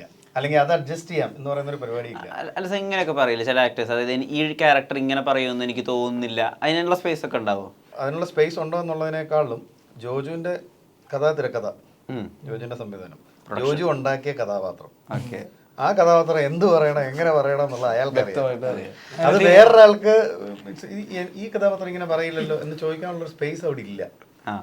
കാരണം വെൽ ഡിഫൈൻഡ് ആണ്. ജോജുവിനോട് അങ്ങനെ ആരെങ്കിലും പറഞ്ഞിട്ടുണ്ടോ എന്ന് എനിക്ക് അറിഞ്ഞൂടാ. ഇപ്പം എനിക്ക് അങ്ങനെ പറയേണ്ട ഒരു സാഹചര്യം ഉണ്ടായിട്ടില്ല. ബോബിക്ക് ഉണ്ടായിട്ടുണ്ട്. എടാ ഞാൻ അങ്ങനെ പറയാം ഇല്ല, അങ്ങനെ പറഞ്ഞൊന്ന് നോക്ക്. ഞാൻ ഒന്ന് ലൊക്കേഷൻ പറഞ്ഞിട്ടുണ്ട്. അതായത് ഒരിടത്ത് ഷൂട്ട് ചെയ്യുന്ന സ്ഥലത്ത് ഞാൻ ജോജിനെ എടുത്തിരിക്കുക മോണിറ്ററിൽ. അപ്പം ഞാൻ അഭിനയിക്കുന്നുണ്ട്. അപ്പോൾ എൻ്റെ നമ്മുടെ വേറൊരു ക്യാരക്ടർ ചെയ്യുന്ന രമേശിൻ്റെ ഒരു മേജർ സീനുണ്ട്. അപ്പോൾ ഇത് ചെയ്തിട്ടും ശരിയാകുന്നില്ല. ജോജു പറഞ്ഞിട്ടും അവസാനം രമേശിൻ്റെ ടയേർഡായി. അവസാനം മിഥുനം സിനിമയിലെ മറ്റേ കരിക്ക് മേടിച്ചു എന്ന് പറഞ്ഞാൽ ഞാൻ ജോലിനോട് ചോദിച്ചു, ഞാൻ പോയി പറഞ്ഞു കൊടുക്കട്ടെ ഒരു ഡയറക്ടറോടെ. എന്നെ ഒരു നോട്ടം നോക്കി, അതോടെ നമുക്ക് അതായത് ഞാൻ അങ്ങോട്ട് പോയി എടാ ഇങ്ങനെ ചെയ്യടാ എന്നുള്ള ഒരു സാധനം പറയാൻ വേണ്ടി. അപ്പൊ ജോലി നോക്കിയിട്ട് എൻ്റെ പടം എനിക്കറിയാം എന്നാ ചെയ്യുന്നത്, അത് എന്റെ പടത്തിൽ അല്ലെങ്കിൽ നല്ല പരിപാടിയാണ്. ഞാൻ ഡബിങ്ങിൻ്റെ ടൈമിലാണ്. അപ്പോൾ ഞാൻ ഇങ്ങനെ ഡബ് ചെയ്തപ്പോഴത്തേക്കും ഞാൻ ചെയ്ത ഒരു ജോജിനെ കൊണ്ട് പറയിച്ചു. എന്നിട്ട് അത് ജോജി ഓക്കെ കുഴപ്പമില്ല. അപ്പോൾ ഞാൻ വെറുതെ ചോദിച്ചു, ഇത് ഭയങ്കര അമേച്ചറായി പോയില്ലേ ആ ഒരു ഇത്. അപ്പോൾ ചോദിച്ചിട്ടുണ്ട് അത് തന്നെ ഉദ്ദേശിച്ചതെന്ന്. നമ്മൾ ഈ സാറിൻ്റെ ഇൻസ്റ്റാഗ്രാം ഹാൻഡിലൊക്കെ എടുത്ത് നോക്കുമ്പോൾ ഒരുപാട് ഈ ലാലേട്ടനുമായി ബന്ധപ്പെട്ടുള്ള ഒരുപാട് ചിത്രങ്ങളും നിങ്ങൾ തമ്മിൽ വലിയൊരു ദീർഘ സൗഹൃദമുള്ള പോലെ മനസ്സിലാവുന്നുണ്ട്. ഇതിൻ്റെ തുടക്കം ഡ്രാമ സിനിമയാണോ? അതിനൊന്നും വിവരിക്കാവോ? ഐ മീൻ ഡ്രാമ രഞ്ജേട്ടൻ ഡയറക്റ്റ് ചെയ്ത പടം ലാൽ സാർ ഹീറോ. ലണ്ടനിലാണ് ആ പടം മൊത്തം ഷൂട്ട് ചെയ്തത്. 99% അത് ഞാനായിരുന്നു അവിടുത്തെ പ്രൊഡക്ഷൻ ചെയ്തത്. മഹാസുബൈറും വേറെ 2 പ്രൊഡ്യൂസേഴ്സും ഉണ്ടായിരുന്നു. അങ്ങനെ ലാലേട്ടൻ വന്നു, ഞാനായിരുന്നു സ്വാഭാവികമായിട്ട് അവിടുത്തെ കാര്യങ്ങളെല്ലാം ചെയ്തത്. അങ്ങനെയാണ് ഞങ്ങൾ കണക്റ്റഡ് ആകുന്നത്. പിന്നെ ലാലേട്ടൻ്റെ മിക്ക ലണ്ടൻ യാത്രകളും പല ട്രിപ്പുകളും മൊറോക്കോ പല രാജ്യങ്ങളും ഞങ്ങൾ ഒന്നിച്ച് പോകാനിടയായി. നല്ലൊരു സൗഹൃദമാണ്. ഐ മീൻ അത് എൻ്റെ സിനിമയിലോട്ടുള്ള വരവിനെയൊന്നും അതുകൊണ്ട് യാതൊരു ബന്ധമില്ല. അത് ജോജു ഇങ്ങനെ ചൂസ് ചെയ്തു, ഡിസൈൻ ചെയ്തു. അത് ഫുൾ ജോജുവിൻ്റെ ക്രെഡിറ്റാണ്. അദ്ദേഹം അങ്ങനെ വളരെ ബോണ്ട് ഷെയർ ചെയ്യുന്ന പോലത്തെ ഒരു മനുഷ്യനായിട്ട് സാറിന് തോന്നിയിട്ടുണ്ട്. തീർച്ചയായിട്ടും. ഇപ്പൊ ഒരുമിച്ച് വർക്ക്ഔട്ട് ചെയ്യുന്ന കാര്യങ്ങളൊക്കെ നമ്മൾ കണ്ടിട്ടുണ്ട്. ആസ് എ മനുഷ്യൻ മോഹൻലാൽ എന്നുള്ള ആളെ എങ്ങനെ മനസ്സിലാക്കിയിട്ടുള്ളത്? സ്വീറ്റ്, ഒന്നും പറയാനില്ല. അദ്ദേഹം it's A very sweet person. ലാലേട്ടൻ്റെ കൂടെ ഒരു നിൽക്കുന്ന സമയം എന്ന് പറഞ്ഞാൽ വേറെ ഓറയാണ്, ഭയങ്കര വൈബാണ്. നമുക്ക് കിട്ടുന്ന എനർജിയും നമുക്ക് മടിയൊന്നും പറ്റില്ല. ഇപ്പോൾ ലാലേട്ടൻ ഇപ്പം 8:30 എന്ന് പറഞ്ഞു കഴിഞ്ഞാൽ ബ്രേക്ക്ഫാസ്റ്റിന് 8:29 പുള്ളി വരും. ഞാനൊക്കെ ലിഫ്റ്റിലൊക്കെ ഇരിക്കും പാൻ്റൊക്കെ ഇടുന്നത്. എന്ന് പറഞ്ഞാൽ അതുപോലെയാണ് ലാലേട്ടൻ്റെ ടൈമിങ്ങും. വേറെ വൈബാണ് ലാലേട്ടൻ്റെ കൂടെയുള്ള സമയങ്ങൾ. നിങ്ങൾ സാഗരിസ് ജാക്കിയിൽ അഭിനയിച്ചു, അമലേട്ടൻ്റെ പടം. അതെ, സാറിനല്ലേ തട്ടിക്കൊണ്ടു പോകണേ? ചുരുക്കി പറഞ്ഞാൽ ഇപ്പൊ സാഗർ റിലീസ് ജാക്കിലുണ്ട്. അതെ, അൻവർ അൻവറിലുണ്ട്, വിനീത് തണ്ടൂരായ തമിഴ്. ഇപ്പം അമൽ ഡയറക്ടറിനെ ഒരുപാട് സെലിബ്രേറ്റ് ചെയ്യുന്നുണ്ട് ഇപ്പോൾ റീസെൻ്റ്ലി അദ്ദേഹത്തിൻ്റെ ഫിൽമോഗ്രഫി ഒക്കെ എടുത്തിട്ട്. ആൻഡ് സാഗരിലേക്ക് ചെയ്യുന്ന സമയത്ത് അദ്ദേഹത്തിനെ ആക്സെപ്റ്റ് ചെയ്ത് തുടങ്ങിയിട്ടേ ഉള്ളൂ മലയാളി ഓഡിയൻസ്. ആ സമയത്ത് ഇദ്ദേഹം ഒരു വൺ ഓഫ് കൈൻഡ് മേക്കറാണെന്ന് ഫീൽ ചെയ്തിരുന്നോ? ബിഗ് ബിയിൽ തന്നെ നമുക്ക് പിന്നെ അത് പ്രൂവ് ചെയ്തതല്ലേ, നമുക്ക് ആ തരിപ്പ് കിട്ടി. അതിപ്പോഴും അല്ലേ. അപ്പോൾ തീർച്ചയായിട്ടും തോന്നിയിട്ടുണ്ട്. പിന്നെ ഈ ബോബി സിനിമയിൽ കുറെ, ഇത് 2ാമത്തെ പടം അല്ലേ? അല്ല, ഞാൻ ആക്ച്വലി സ്ക്രീനിൽ വരുന്ന 3ാമത്തെ പടം. ഞാൻ ലണ്ടൻ ബ്രിഡ്ജിൽ ഒരു സീൻ ചെയ്തിട്ടുണ്ട്. അതൊക്കെ ആക്സിഡൻ്റലി സംഭവിച്ചു. അവിടെ നിന്ന് അഭിനയിക്കാൻ വരാൻ പറഞ്ഞൊരുത്തും വന്നില്ല. അപ്പോൾ രാജുവിനെ അത് ബോബി ചെയ്തിട്ടെന്ന് പറഞ്ഞ് രാജുവിനെ ഞാൻ ഒരു വണ്ടിയിൽ നിന്ന് ഇറക്കി കുത്തിന് പിടിക്കുന്ന ഒരു സീനുണ്ട്. ഡ്രാമയിൽ ഞാൻ രഞ്ജിയേട്ടൻ എന്ന് പറഞ്ഞിട്ടൊരു ക്യാരക്ടർ ചെയ്തിട്ടുണ്ട്. അതെൻ്റെ ഞാൻ റിയൽ എസ്റ്റേറ്റ് ഏജൻ്റാണ് UK-യിൽ. അപ്പോൾ എൻ്റെ ക്യാരക്ടർ അത് തന്നെയാണ് സിനിമയിലിട്ടിരിക്കുന്നത്. പേര് മാത്രം ജോയ് കുര്യൻ എന്ന് പറഞ്ഞിട്ട്. ബാക്കി എൻ്റെ ഓഫീസ്, എൻ്റെ വണ്ടി, കാര്യങ്ങളെല്ലാം ഞാൻ തന്നെ, ഡ്രസ്സിങ്. പക്ഷേ അൺഫോർച്യുനേറ്റ്ലി സിനിമ വർക്കൗട്ട് ആയില്ല, അതുകൊണ്ട് ആരും ശ്രദ്ധിക്കാതെ. പക്ഷേ ഒരു ത്രൂ ഔട്ട് ക്യാരക്ടർ, നല്ല ശ്രദ്ധിക്കപ്പെടുന്ന ഒരു വേഷം എന്ന് പറഞ്ഞാൽ പണിയാണ് എൻ്റെ. അതിന് ഇതിൻ്റെ സീരിയസ്നെസ്സോ ഇതെന്താണെന്നോ ഒന്നും അറിയാതെ ജോജുവിനോട് പറഞ്ഞു, നീ കയറി പറഞ്ഞ ഒരു ക്യാരക്ടർ ചെയ്യണം. ഇവിടെ വന്നു കഴിഞ്ഞപ്പോഴാണ് കളി മനസ്സിലാകുന്നത്. പക്ഷേ ഇത് ഭയങ്കര രസമുള്ളൊരു പരിപാടിയാണെന്ന് പിന്നീട് എനിക്ക് തോന്നി. ഇത് ഞാൻ പറഞ്ഞില്ലേ, പണി ഒരു ഭയങ്കര എക്സ്പീരിയൻസ് ആയിരുന്നു. കാരണം എല്ലാ ഏരിയയിലും നമുക്ക് പഠിക്കാൻ പറ്റി. കാരണം ഇപ്പോൾ ജോജുവിൻ്റെ കൂടെ ഉള്ളതുകൊണ്ട് തന്നെ എല്ലാ, ഇപ്പോൾ സൗണ്ടിലാണെങ്കിലും, ഇപ്പോൾ മിക്സിങ്ങിൽ ഞാൻ ചെന്നൈയിൽ നിന്ന് വന്നോളൂ, ഇപ്പോഴും മിക്സിങ് നടക്കുക അവിടെ. 24 hours കഴിഞ്ഞ. ഇപ്പോൾ ഇന്നലെ രാത്രി ഒന്നും അവർ ഉറങ്ങിയിട്ടില്ല, ഇപ്പോഴും മിക്സിങ് നടന്നുകൊണ്ടിരിക്കുക. ജോജു സാർ ഉൾപ്പെടെ Joju, Ajay Nadattu sound, Rajakrishna sir, Jayan Nambiar associate director, എല്ലാവരും ചെന്നൈ തന്നെ ഇപ്പോഴും പണി നടന്നുകൊണ്ടിരിക്കും. ഇന്ന് പടം ലോഡ് ചെയ്യണം, 24th റിലീസല്ലേ. അപ്പം അവർ ഉറങ്ങാതെ രാത്രി മുഴുവൻ പണിയെടുത്തുകൊണ്ടിരിക്കുകയാണ്. ഈ ജോജുവിൻ്റെ പടം കാണാൻ പോകുമ്പോൾ ജോജുവിലെ കലിപ്പനെ കാണാൻ പറ്റും എന്നുള്ളൊരു ആഗ്രഹമുണ്ട് ആളുകൾക്ക്. അദ്ദേഹത്തിൽ ഈ പറഞ്ഞ പോലെ അദ്ദേഹം റിയാക്ട് ചെയ്യുന്നത്, അദ്ദേഹം ഇമോഷണൽ ആവണത്, ഇമോഷണലായിട്ട് പോയിട്ട് ഒരാളെ പോയി ഇടിക്കുന്നത് കാണാൻ ആളുകൾക്കൊരു ആവേശമുണ്ട്. അത് പണിയിൽ കിട്ടുമോ? തീർച്ചയായിട്ടും 100% പണിയിലുണ്ട്. അത് മീൻ പണിയിൽ അയാളുടെ റിയൽ ക്യാരക്ടർ അല്ല, ഗിരി എന്ന് പറയുന്ന ക്യാരക്ടർ. ജോജുവിൻ്റെ പെർഫോമൻസ് ശരിയാണ്. ജോജുവിൻ്റെ പെർഫോമൻസിനേക്കാൾ എൻ്റെ അഭിപ്രായത്തിൽ ഇതൊരു ഡയറക്ടറുടെ ഡെബ്യൂ ആണ്. ജോജു കയ്യടി മേടിക്കാൻ പോകുന്നത് ആസ് എ ഡയറക്ടറായിരിക്കും, മോർ ദാൻ ആൻ ആക്ടർ. അത് ഒരു സംശയമില്ല. കാരണം അതിൻ്റെ ഷോർട്സുകളും പുള്ളി ഡിസൈൻ ചെയ്തിരിക്കുന്ന രീതികളും ആർട്ടിസ്റ്റിനെ ചൂസ് ചെയ്തിരിക്കുന്നതും പല കാര്യം ഞാൻ പറഞ്ഞില്ല, ഒരു കോംപ്രമൈസും ഇല്ല. ബഡ്ജറ്റ് വൈസ് ആണെങ്കിലും പടം ഹെവി ബഡ്ജറ്റ് മൂവിയാണ്. മലയാളത്തിലെ one of the top investment ഉള്ളൊരു മൂവിയാണ്. അവരെക്കുറിച്ചും പറയണ്ടേ, റിയാസിനും സിജോ വടക്കൻ, അവർ 2 പ്രൊഡ്യൂസേഴ്സ്. അങ്ങനെയാണ് ഈ പടം മൊത്തത്തിൽ നടന്നിരിക്കുന്നത്. ഒരു ഏരിയയിൽ പോലും ഒരു കോംപ്രമൈസ് ഇല്ല. ചതക്കേണ്ടവരെയൊക്കെ ചതച്ചോളും അല്ലേ? കാണാം, 24 കാണാം.